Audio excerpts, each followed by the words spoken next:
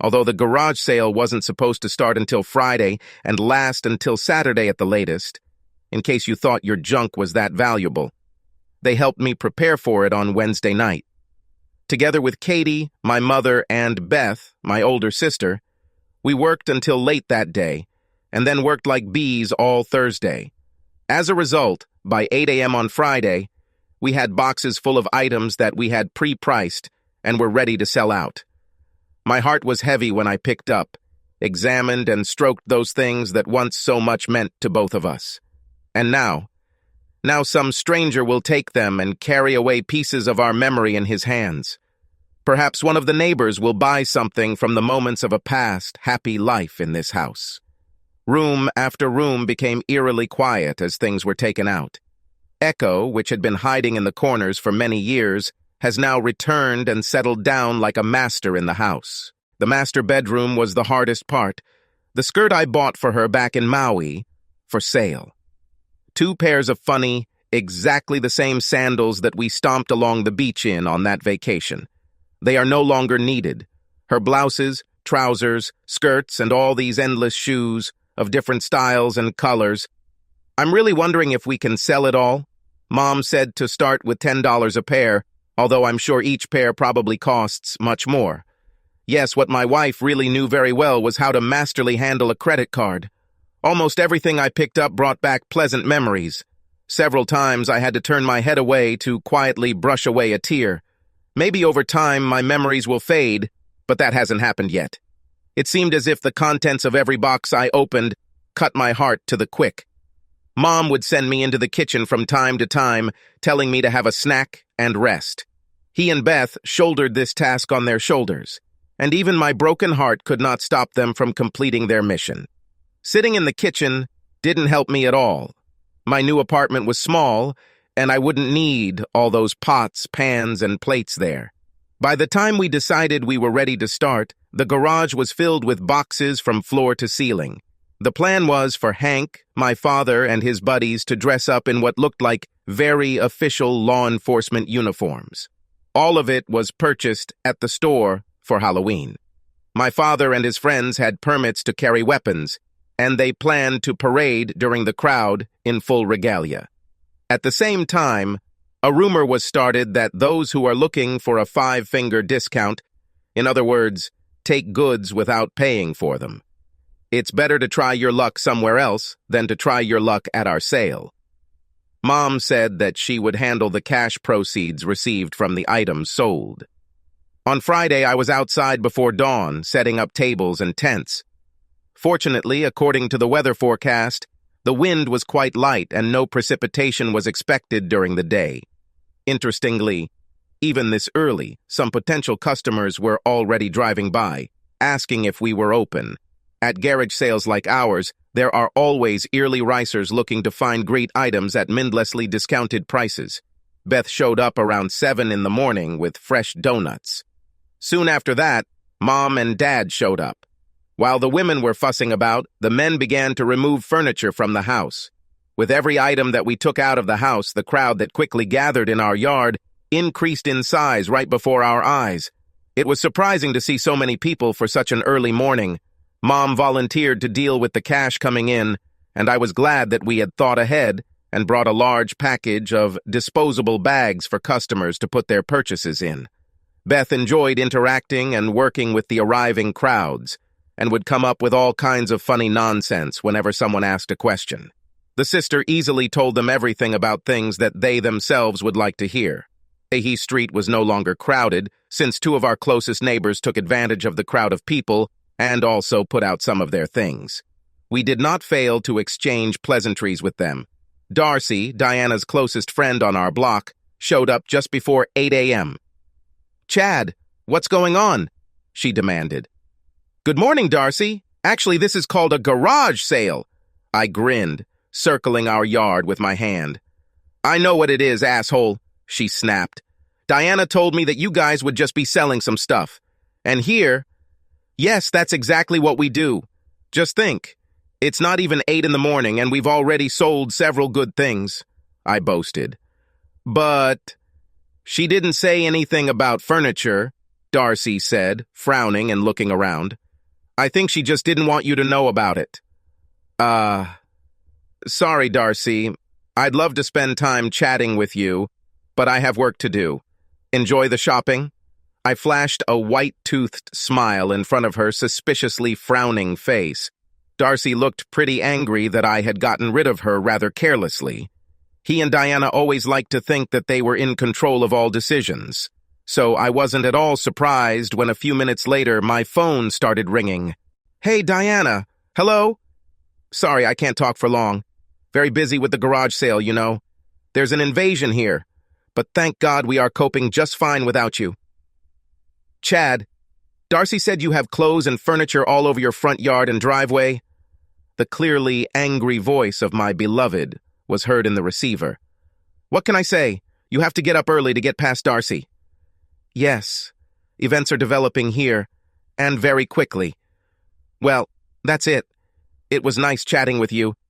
Don't you dare turn it off her. Diana's hysterical cry choked as soon as I pressed the magic button and ended the conversation. Well, it was just her first call anyway. I let the next one go to voicemail, and the next one, and then the next one. Well, you get the big picture. Oh, stop. Paintings. How could I forget about them? I returned to the house, walked through the rooms, and took them all off the walls. Hell, the frames alone cost 10 times what I was asking. When I appeared in the yard again, my mother told me that Diana had managed to call her, but she ignored the call. Mom handed me an envelope with $500 and it was only $8.15. Wow, not bad at all. Looking around, I realized that, despite the crowd of potential buyers, our Egyptian pyramids of things had hardly diminished. Every time there was space on the table, Beth immediately emptied another box. By this time, on the road in front of our house, there was some kind of real zoo going on. Someone tried to back up their pickup truck in our driveway to load a dresser. Meanwhile, another envelope with $500 moved from my mother to me. Some obsessed lady was trying on Diana's shoes at incredible speed. Her eyes burned with such an unquenchable fire, as if she was going to take away with her 10 or even 20, worth a couple of $100. And I was also worried about how these slightly worn Louboutins would sell. Then Diana called again, and I decided it was time to pinch her cheeks again. Hello? I purred. Don't you dare say hello to me. Darcy said you're selling my clothes and shoes. Your friend is very observant. You shouldn't have touched my things, she squealed. Guilty. I swear you said it yourself. Get rid of ugly things. So I do it. Remember, you even wrote it down. I was talking about yours, sweeters. About those that seem cute to you, but in reality they are completely creepy. You probably should have been more specific. Wait, I'll read it now. Here it is written in your hand. Get rid of ugly clothes. So I want to please you. Your wedding dress is sold. You know it made you look pregnant, so I already got rid of it. Isn't that cool? You are unbearable, Chad. What's wrong with you? Diana growled like a hungry tiger in a cage. Just following your instructions. By the way, most of your jeans are gone too. I remember you always thought they made your ass look fat. Personally, I don't think jeans have anything to do with your butt, but either way, they won't bother you anymore. Why are you treating me like this? Whiny notes appeared in her voice. This is a rhetorical question, right? Oh, honey, I have to go, I said cheerfully, noticing something in the yard. I see that the lady who is hung with your shoes like a Christmas tree is already waving money. I think she's ready to pay it off. We'll hear from you later. And I pressed the red button. Earlier this week. Wednesday morning. Stop repeating this. I've been to all our previous garage sales, if you remember, I answered calmly. You may have been there, Chad, but it was always me who planned everything. Now I'm just trying to make sure everything goes smoothly without me. My wife Diana was organizing a community garage sale coming up soon. The HOA we belong to limits us to such events twice a year, in the spring and at the end of the summer. We participate in them, but more for the sake of immersing ourselves in the life of the neighboring community, and not to earn money. Although, of course, it is nice from time to time to, so to speak, clear out the home Augean stables and get rid of things that no longer matter in our lives. Diana won't be around this time. She's going to Cleveland to, she hopes, get some kind of merger done. It seems this is her 4th trip there in the last 3 months. She is not a lawyer, but works in the legal department of her corporation. I continued, waving the sheets of paper in my hand. There must be 6 whole pages of your instructions. Come on. They will help me anyway. My parents and Beth already said they would be here. I think Mom is only doing this so she can spend more time with Beth. I just wrote down everything that came to my mind. I'm just trying to make your life easier. Give me the list. I just remembered one more thing. Look, I'm writing down. Get rid of these ugly clothes. Do you understand everything? She tapped her pen on the pieces of paper lying in front of her. As you say, I'm not some capricious child. No matter how hard we try, we won't get much money for some things. And yes, some of them will still be stolen. This happens every time we hold events like this. Don't worry, I will keep my most valuable things under glass. You look at your phone all the time, I stated, noticing that she was constantly distracted by it. What's happened?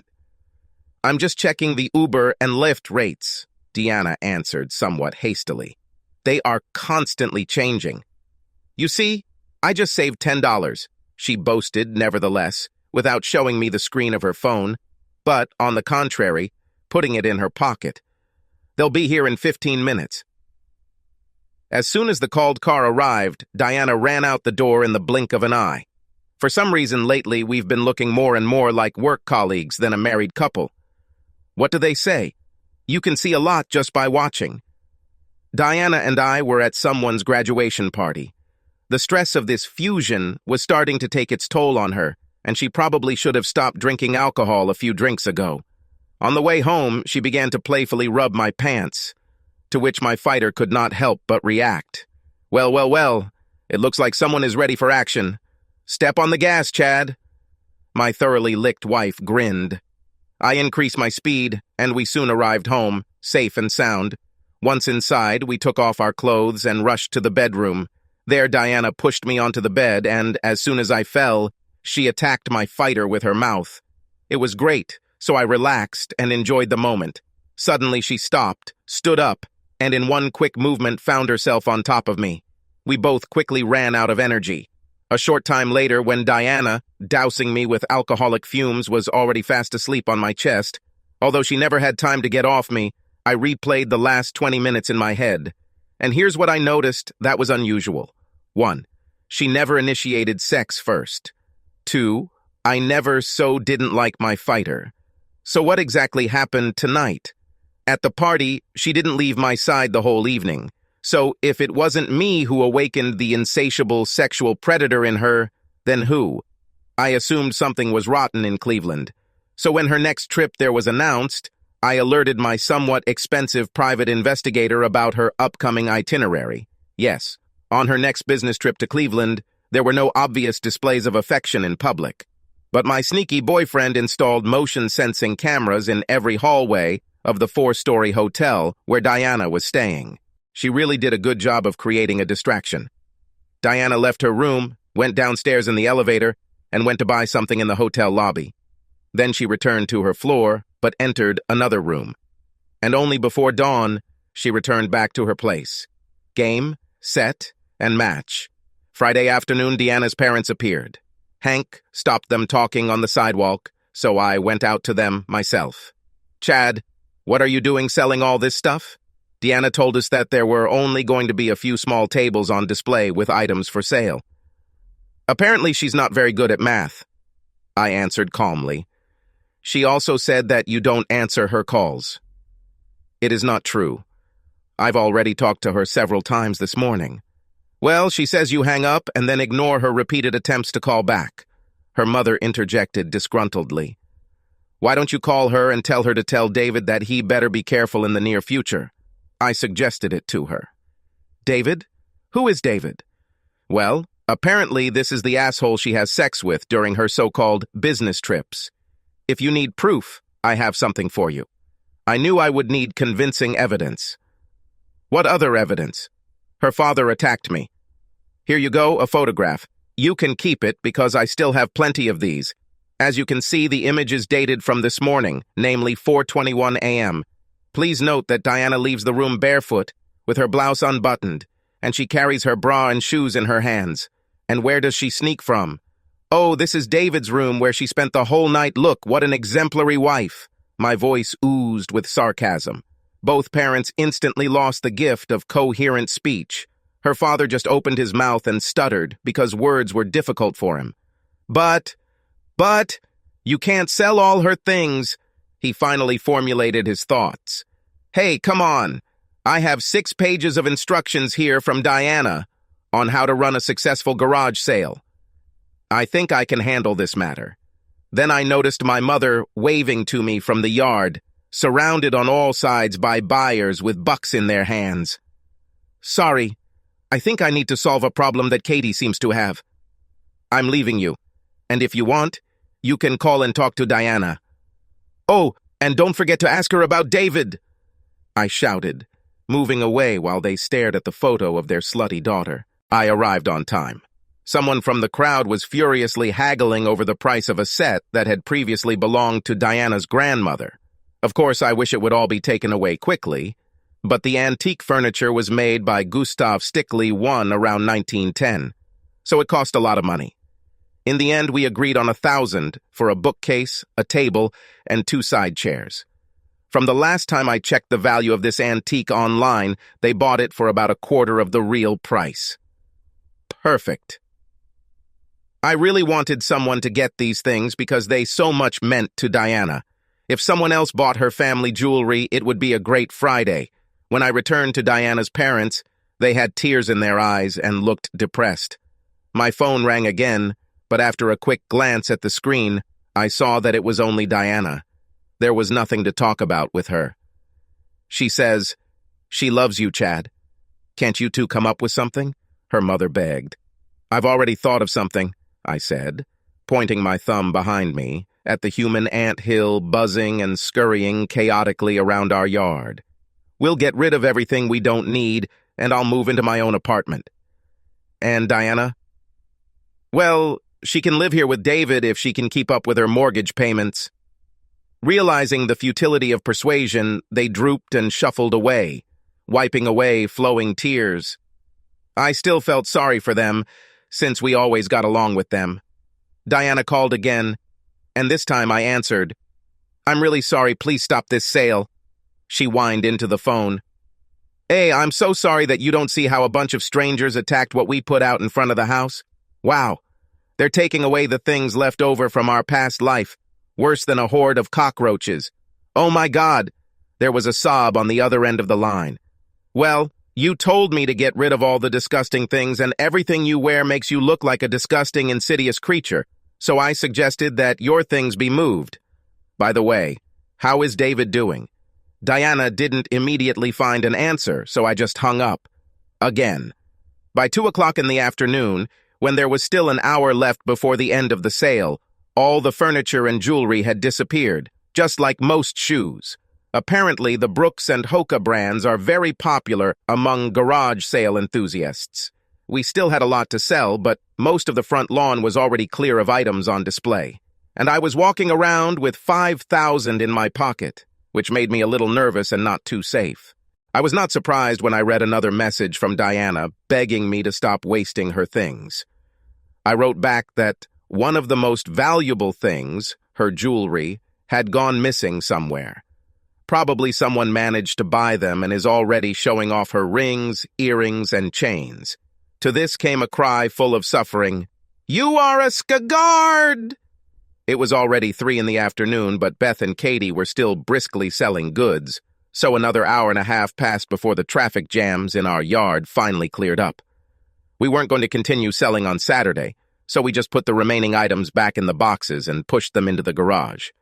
Diana's plane wasn't due to leave Cleveland until after dinner, and she called several times from the airport. Lounging on a sun lounger with a bottle of beer in my hand, I answered one of her calls. "Hey, slut. How was your trip?" "I'm sorry," said a quiet voice on the phone.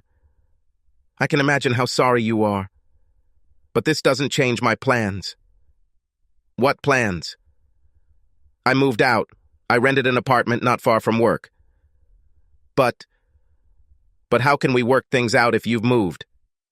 Attention, we have urgent news, I exclaimed in the voice of a TV reporter. We will not settle anything. You changed. You've been caught. Game over. Maybe next time you'll have better luck. Or maybe not. I could say that I could hear Deanna being choked by spasms and sobs, but I somehow lost the desire to worry about her condition. I'm sorry, Chad, she finally said. Will you still be there when I get home? Of course not. Moreover, I do not intend to ever cross the threshold of this house. By the way, Katie took your half of the garage sale proceeds. She's eagerly awaiting your call, and I think she has a few choice words in store that she's going to say right to your face. I never thought that my mother knew such expressions. Oh my God, I really ruined my life. I'm not going to dispute this brilliant but somewhat belated conclusion. Apparently, what we had meant so little to you that you so easily decided to throw it in the trash. If it's any consolation, it's not just your life that's ruined, I continued. You know I shared a copy of the photo I gave to your parents with your David's wife. If I were you, I would run without looking back if you suddenly see her heading in your direction. She whimpered for about a minute. Hearing and feeling how she suffered comforted my so-called fragile male ego a little. Petty, I know, but still. Deanna was the first to break the long silence. Divorce? She asked in a colorless voice. Yes, sure. What did you expect? I didn't think this through. This all happened to me while I was on the road. Well, then forgive me for overreacting. I deserve it. What will happen to the house now? You can buy my half, or we can sell it. In such cases, this is what usually happens. All my good memories there are now crap, so I'm glad I got out of there already. Can we still be friends? Diana asked with timid hope in her voice. It's unlikely. Maybe in 50 years, somewhere in a nursing home, I answered her with a chuckle. I'm sorry. The quiet voice on the phone again. Yes, you already said that. My plane is landing. You're not going to pick me up this time, are you? Apparently, just in case, she clarified. Well, I do not. I hope your luggage doesn't get lost. I wouldn't want you to lose all those special things that you put on. Especially for David. I finally couldn't resist a little prick. I love you, were her last words. As you say, I said, and ended the conversation. By the following Tuesday, the divorce papers were served, of course, in Diana's office. At the same time, David received papers equivalent to a lawsuit for alienation of affection. I may have wasted my money on this, but in the end, it had the desired effect. All the cards I had in my hand were photographs of both of them, entering his room at night and coming out only the next morning. There was no way to prove that they had sex there, but at least they were both excluded from the fusion team. And I think their chances of moving up the ranks in this company were close to zero. Even though I had Diana's written instructions for the garage sale, my lawyer warned me that the judge might see things differently. Let's see. There's always a chance. And even if I have to repair the damage done to her, those precious and beloved original things that she treasured so much are now gone, along with all the dear and pleasant memories that were associated with them. As it turned out later, the judge demanded compensation from me only for those things for which Diana could prove that they belonged exclusively to her. Unfortunately, no paper receipts have survived, so excuse me. In the end, this whole story didn't cost me that much. Except for the heartache. Don't believe those who tell you otherwise, but I will try to overcome this. Yes, I have a lot of weight on my shoulders and serious trust issues. However, life has dealt many other good people even worse cards than mine, so I can handle it.